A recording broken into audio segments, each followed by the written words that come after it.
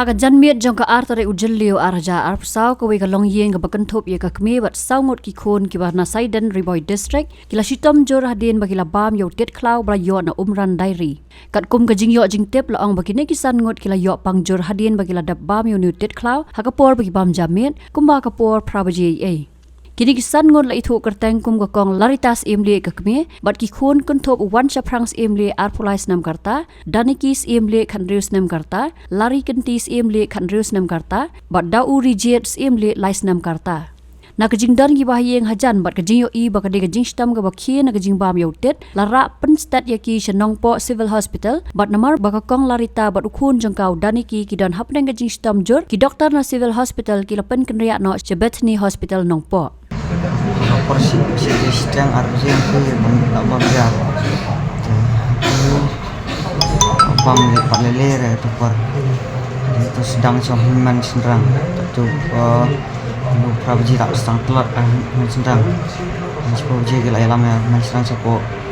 siapa sebenarnya orang email para tu Mars kerab je rejong sedang wan beri sedang menyu harus setiap ada telat di ayam sau yang mana kami itu hospital akan drip kampungan Deki unipit upiat kami yang merak nang no kalau merak stam nang bang taruh met di utakit dia naik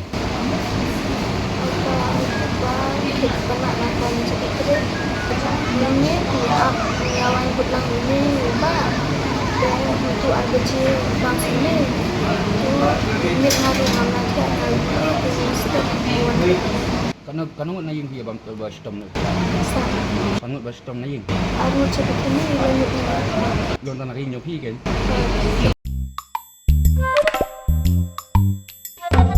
Habatin pej bahagi kishap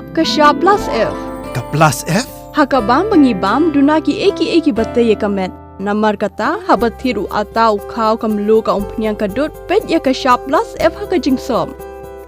yeki nutrient kumki vitamin bat ka iron la icon diat bada ka bathau bha kam khta ka dur jingki marbam ka jing mat lani ka rukom shed yeki balehi banai kita